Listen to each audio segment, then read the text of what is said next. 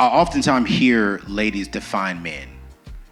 I rarely hear men define men. I hear ladies say, hey, this is a man. Man do this, man do that, and a man should do this. But I never hear what we as men tell each other, that's a man. You should be this. I'm curious, what's your definition of a man? What's going on, my friends? Before we get to the Ladies Hear Him Out panel, I want to thank our friends over at Bethel Tech for partnering with us to make this happen. You see, one of the rising industries that's producing multimillionaires and six-figure heirs is the tech industry.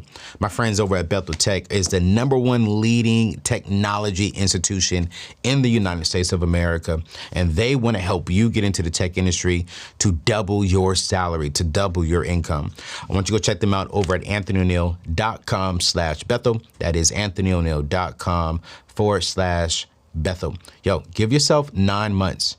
9 months with this program and watch you double your income in 9. Your life can be different by this time. But in the meantime, let's change your life with this conversation with my brothers. Let's go. I guess I'll start. I say a provider, protector. I want to see your lady or your woman, live life as stress-free as possible. And just taking care of the people that love you, and taking care of people that that surround you in your circle. That's what a man is to me. First thought that comes to my mind is a builder, and that's someone that can take something from concept to completion. Like, I can paint a picture, and then I can walk the steps to actually get myself, my family, my community, whatever it is, to a destination.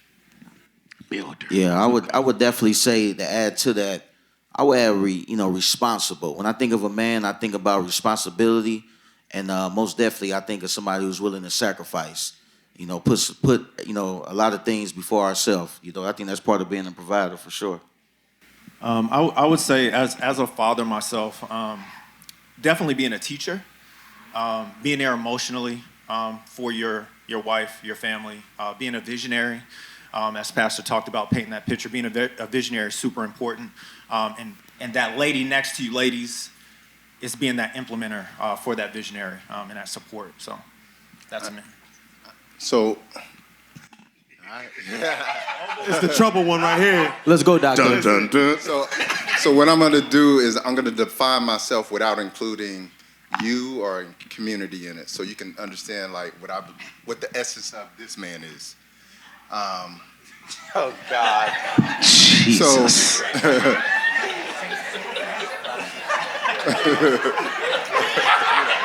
I can't. Hold up. Hey, I need to ask you, what was your intentions about being on this panel today? Thank you. You know what I'm saying? This is what I'm going to do. Because what he just said was, I am the man. Now you asked me to come on now. After we had a conversation. All right, so I guess men, when I say men, I'm talking about me. I want to challenge. I want to conquer. I want to define myself by my own rituals that I create for myself. And what I mean by that is my task in life is to figure out me. So then by that, I can give that to the world, to the community, to my wife, etc. And so I'm a little bit different from how men are defined today, because I grew up like fighting was normal for me. Like me and my cousins, like it was normal to dump each other on top of each other's heads, and I like that. Now I know I can't operate like that today. Like it's different. Like today is different. But and the reason why I'm telling you this is because I believe that all men want to challenge themselves so that they can figure out who they are. Like a lot of us want to experience ourselves through challenge. Now today, a lot of men are experiencing that challenge by playing like NBA 2K and Call of Duty. But me, I define myself through my vision, which is where I create a lot of my challenges. And so I believe that in essence, that's what a man is. Like, we want to explore, we want to challenge, we want to see who we really are, and then we can determine how we give the world who we are. So I'll probably start off honest. My first vision of defining of a man was skewed because how I was raised. Hood, get all you can all you get. So I thought a man was a man, and most women would define him as a whore. As I matured and evolved, I realized my definition was based upon the environment I was raised in. So I had to detox from the old definition and come up with a new one. So now it's more of, I think a man is one who has the ability to evolve and not stay stuck in one arena. I think a definition of a man is, number one, a provider, a protector, being able to take care of your responsibility and being selfless, being able to sacrifice sometimes what you want for others, being able to be a visionary, and not only that, being able to understand that at the end of the day, you will have to sacrifice for your family, for the community at large, for the greater good of society. They gave a lot of definition, and I like what Pastor Stephen said. And one thing that I feel like they were moving towards, but they didn't quite hit, was, does a man make a man or does a woman make a man? And I think it's a dichotomy of both. But I really feel it takes a man to make a man, but it takes a woman to make that man his best self. I define a man, it sounds preachy, I'm a Christian as well, as just the man of God whose purpose is focused on Christ, and all things follow under that. I think once his purpose is his creator, whatever your faith is, once your purpose is your creator and you follow that and you're strict on that, that to me is a man. You know, building, evolving, conquering, I think all of that is a great definition of what men are, right? I think where I want to go next, let's go deeper. Does a woman play a role in confirming manhood? No.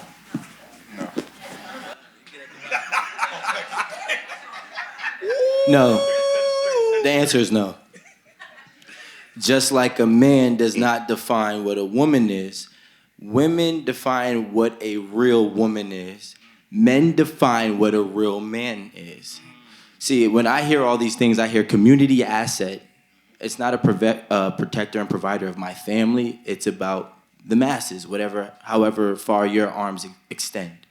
So if I can provide for my community, doctor, right, you're doing something bigger for the people.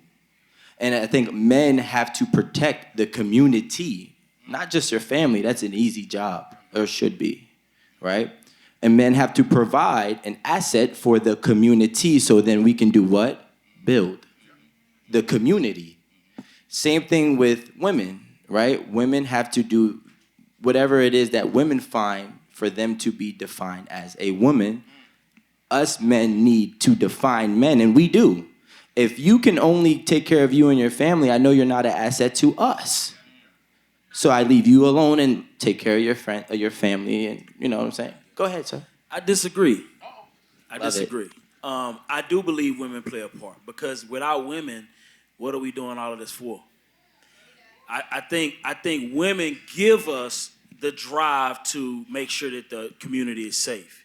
Make sure that we are providing for and I disagree also. A man who is doing for his family is still doing for the community, because he's teaching those kids how to be proper people in society. So I think all of those things kind of play a part. So I think it's negligent to say that women don't play a major part in what shapes us as men, because they do, 100%. I mean, I don't want to. let's Nope, go we're gonna have No, some go there. conversation. Hey, it's a conversation. Let's go. I'm not here to be right. I'm here to be real. What I will say is, I mean, yes, if we want to talk in general terms, there are many different things, women included, that play a part in depicting what a man is. But if we're talking about the majority term, when I see a man, I don't say he's a man because he can just provide for his family. And although he might do a great job, he's a smaller man than a man who's providing for the community. See, there's levels to being a man, right? And you start off as a male, and then you gradually become a man. But in order for you to become a man, you have to add multiple different assets to the world and benefits to the world before I could say, hey, look, you're a man of, I guess, quality, right? When a woman sees a man, a woman doesn't see a man and say, hey, he takes care of his family, he provides for his family, whatever it may look like in 2022, and thinks that he's the idealistic man. They think of the idealistic man as the man that's providing for more than one. You know what I'm saying? So it depends on what level you want to start at, or what level we're talking about. So I'm going to play the spiritual role now.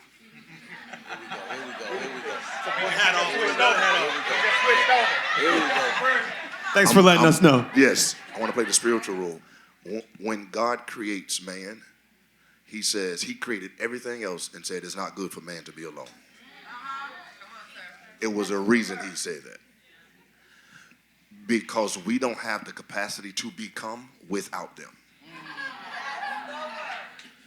So it's not negative towards a man.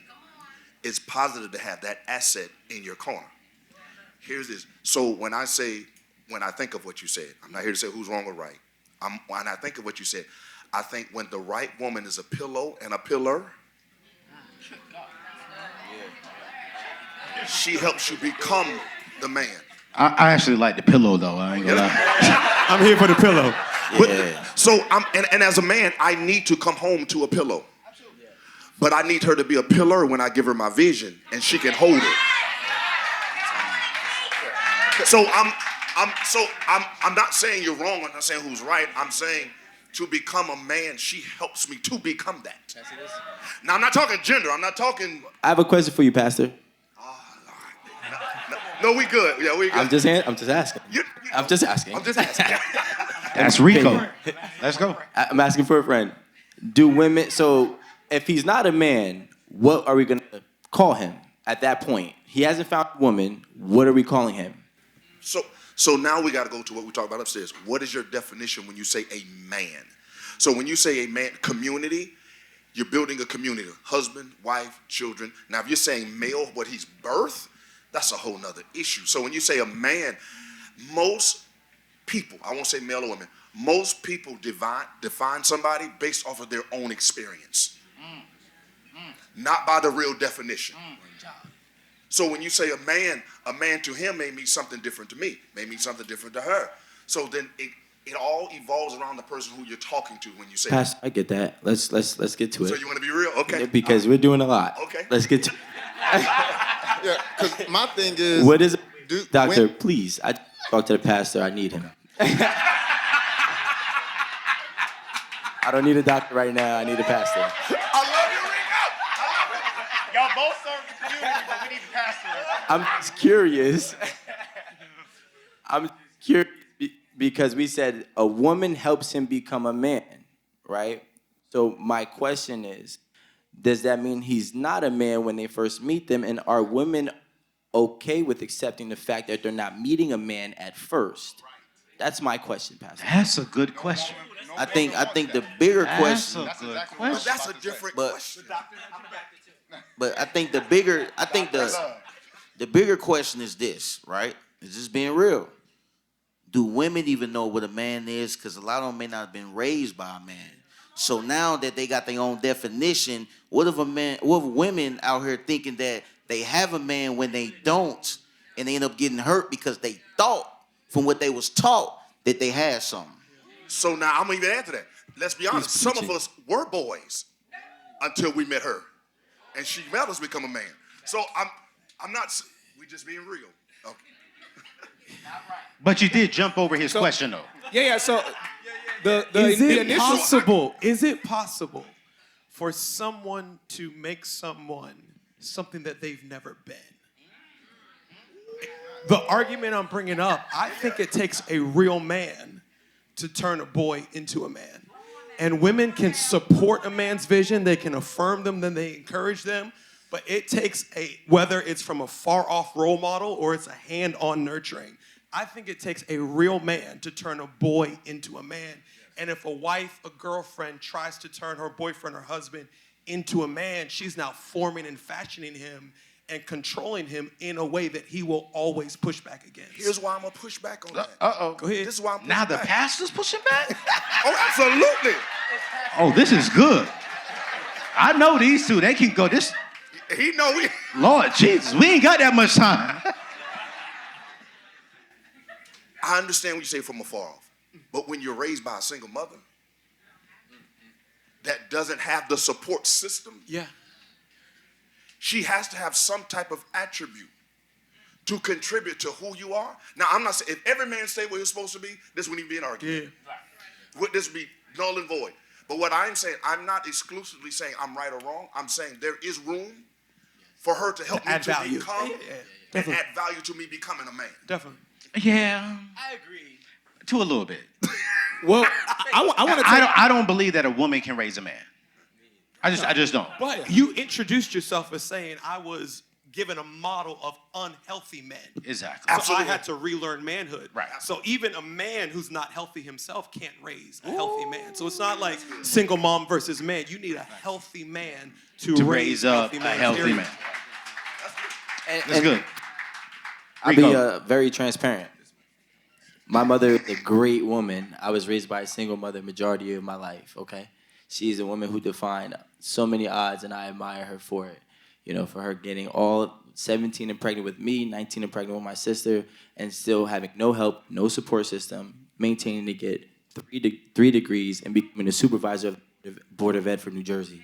Okay, she's a dope woman, strong woman, right? Smart, intelligent, educated woman. However, she instilled so many great qualities into me.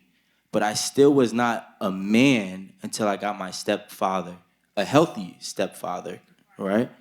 And although I take a lot of the things that she taught me and instilled into me, the man had to show me how to be a man and stand firm as a man, as well as she did. You know, I'm not negating what she did, but like he was the finishing touches. You know, she put all the recipes. He was able to be the oven to.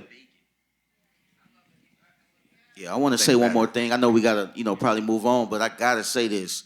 I think another definition of a man that we have to add in there, fellas, is someone who know how to express his emotions. Because I was raised in a household with my mom, even though I had my dad. Neither one of them showed me any type of emotions, even though I knew that they loved me. But I think a lot of times, man, we want to hear it from our women. And I think I fought it for so long, and I wasn't a good man to my women because I didn't know how to express my emotions. So I think I want to add that in there for sure. Hey, you guys, I had to take a quick break to thank one of our partners, Prize Pool, for partnering with us to bring this amazing panel conversation with healthy men.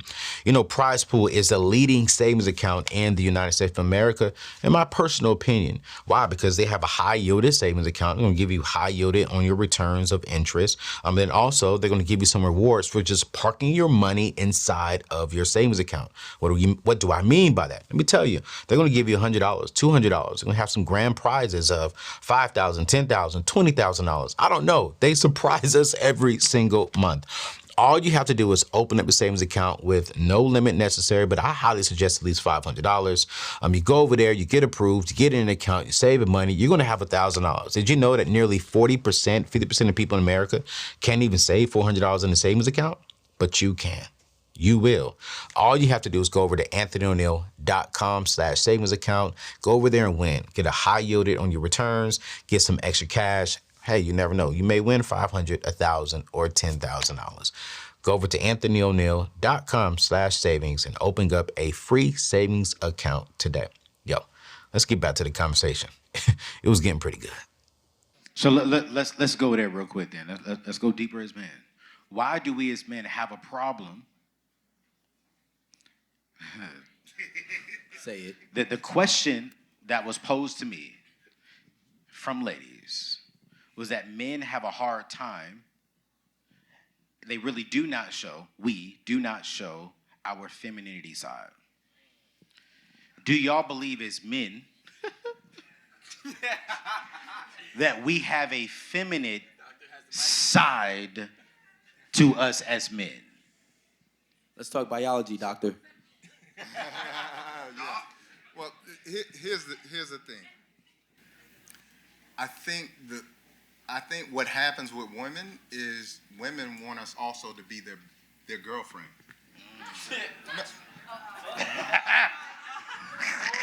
Hold up. He didn't say he was right. Y'all are not supposed to be talking. Trigger alert. Good. And what I mean by that is I will never be able to communicate with you like your girlfriend communicates with you. And to ask me to do that, you're putting me in a bad position. I'm not built like that. So a woman should never come to a man to get that. But should a woman ask? That's what I'm asking. Mm-hmm. You kind of you went in, but you didn't ask the question. Answer the question. Got interrupted. Do men have a feminine side? Do we have feminine energy? No. So, can I jump in? Go ahead, go for it. No. We do not. No. Do you okay? Answer this question. Do you believe women have masculine energy? Some do, but they shouldn't.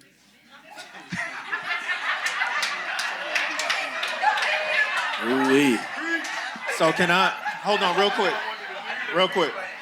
So I wanna read something to y'all real quick. When we talk about femininity is what we're talking about specifically. So before we say it's a yes, we would need to rephrase that to sensitive, emotional, vulnerability. But when we say feminine, that takes it to a whole nother level. So femininity is qualities or attributes regarded as characteristics of women. Who would want any womanly trait in their man if that's what we're talking about? We're talking about men. So as a husband, as a father of 3 girls, I would tell you that the answer to that question is no. One, because when we're raising up these young women, we want to show them a true example of what a man is.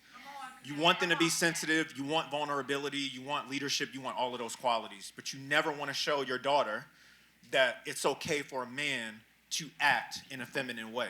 You want to take charge of things. So for me, being sensitive, crying, different things like that, showing that, I think our culture has kind of spun that in a way to where it's not acceptable. Yeah. Where growing up, I could tell you right now, I've never seen my father cry. Never.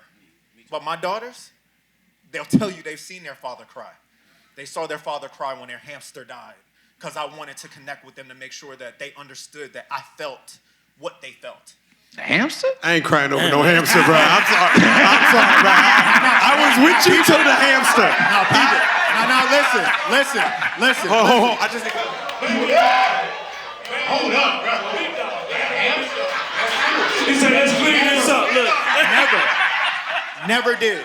But what hurt me more was that something that they cared so much about, and it was the significance of what it meant to them. That's real. That hurt me. You know, I want to touch on that culture piece, and I mentioned this on your show. I do think, man, and you mentioned this too, I do think black men in America specifically, culturally, we have been taught manhood in such a toxic way. And I think that, you know, as I have evolved as a man with my lady, right?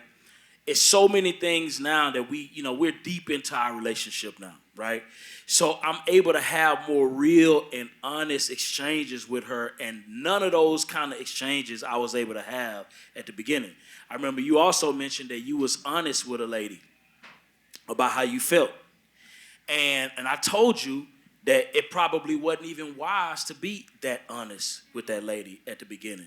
And the reason why I say that, man, is because our women are even indoctrinated with a toxic culture of relationship. You know what I mean? Like, you know, we're raised literally to treat our women like bitches, like hoes. That's how we refer to our women. That's how we connect. The women are trained through songs and indoctrination that you should bleed this man. You should take everything from this man, leave him dry, don't care about him. That's the way we're trained in our culture. And so it wasn't until I started getting in books that I started to like unpack a lot of that stuff and start recognizing that this is perverse. You know what I'm saying? And so now with my lady, I'm able to kind of have those more real conversations, but it took years to get to that space.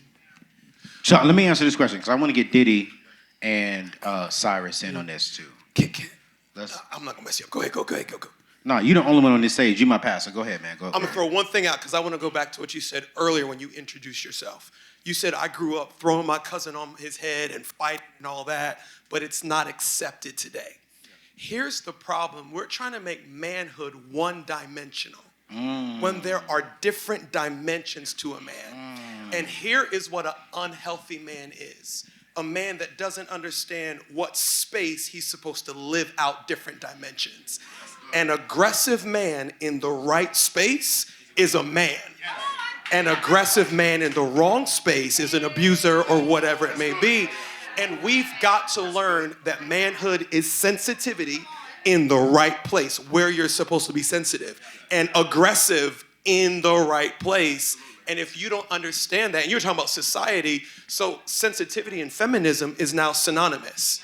So we can't show our sensitive side because now you're acting like a woman. No, we can't accept this one-dimensional mindset of what a man is. A man is knowing who to be in what room at the right time. There is a psychological framework called shadow integration that talks on the people who have dark traits. And in this case, men, there's these three particular traits that are called dark triad traits. Machiavellianism, which women kind of take as ambition. Psychopathy, like men who are psychopaths who have a high propensity for violence, but women kind of see that that's a man that can protect me. And then narcissism, which a lot of people know narcissism, but a lot of women see that as confidence. The man that can find the perfect balance of that, to know when to be aggressive, as the man mentioned, and then when to be assertive with a woman, and not going too far on one end. And I agree with the notion of when the pastor said that you have to be different things in different environments. And that's the first thing that came to mind, was knowing when to be aggressive, knowing when to listen, knowing when to speak, knowing when to be assertive and things like that. So. Well, from the help of some of the feedback that was out going on today, I definitely had some things to add. So with that being said, just really having someone that can provide, protect, have a vision, and just really be someone that I can be under and submit to. A man is someone that has integrity, someone that's willing to sacrifice, and someone that knows what discipline is. And when it comes to discipline, it could be in any facet, like disciplining yourself when it comes to the wants of others, putting yourself last, putting others first, and that's my definition of a man. About men, I would say that just letting them be multi-dimensional and multifaceted like they are. I feel like a lot of times as women, we feel like they're like one-dimensional, and they're always like this macho, like everywhere they go, but that's not the case at all. And the guy in the panel, he was talking about how when he was like a kid or something like that, he would dump other people on their heads. And when he goes out into the real world, that's not something that is considered strong. So he might have been strong in that space, but maybe that's weak in another space. So just allowing men to just have the grace to be who they are in each space and letting them be strong in that, and not thinking they just have to be one-dimensional everywhere that they go, but they're multi-dimensional, just like us ladies are. So show the men some grace, please. Ladies, let's hear him out, please.